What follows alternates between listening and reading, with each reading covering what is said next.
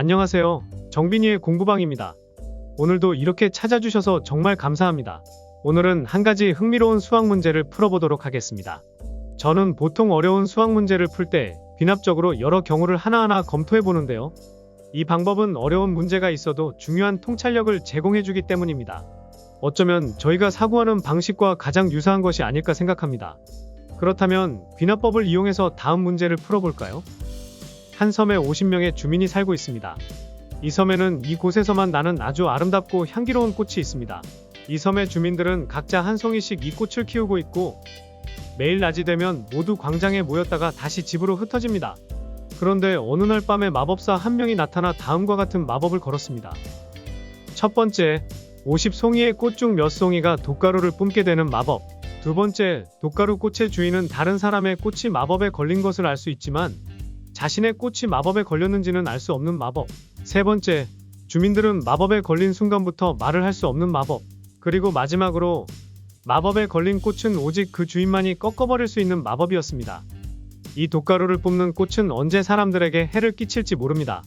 따라서 50명의 주민들은 마법에 걸린 꽃을 없애기 위해서 마법사가 찾아온 다음 날부터 다른 사람들이 키우는 꽃을 살펴보러 다닙니다.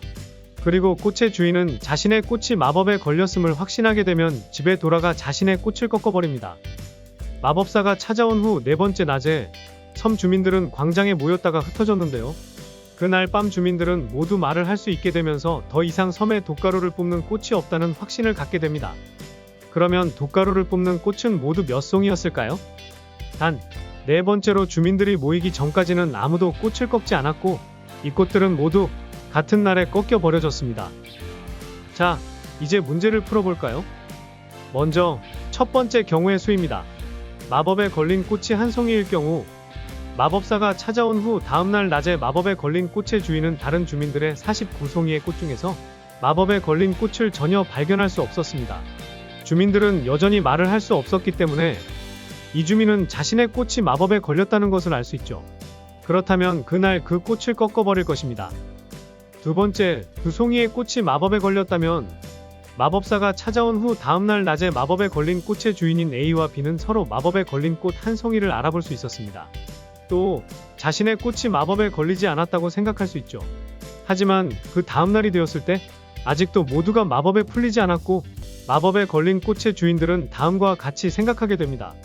마법에 걸린 꽃이 한 송이였다면 하루가 지난 지금 모두가 마법에 풀려야 할 텐데 하지만 그렇지 않았으니 내 눈에 보이는 꽃뿐만 아니라 내 꽃도 또한 마법에 걸린 것이겠구나.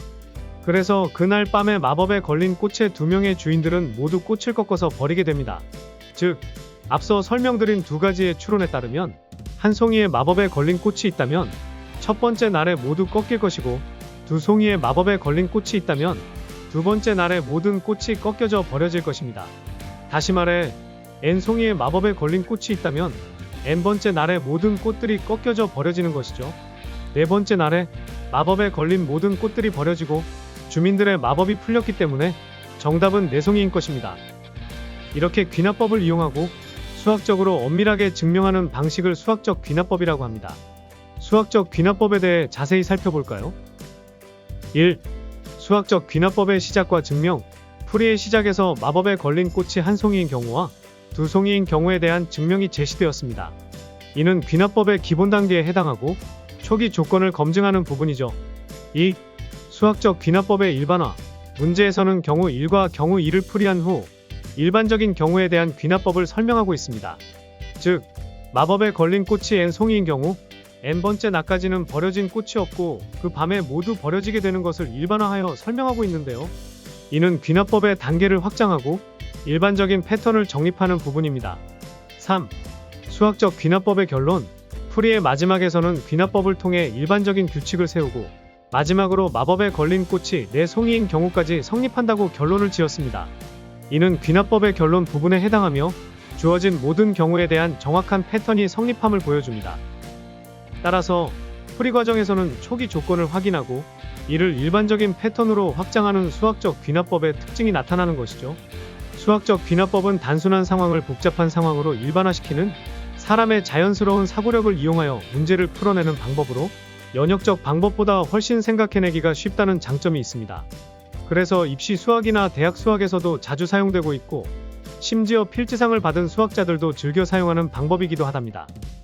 오늘은 수학적 귀납법과 그에 관련된 문제를 하나 풀어보았는데요. 흥미롭게 보셨나요?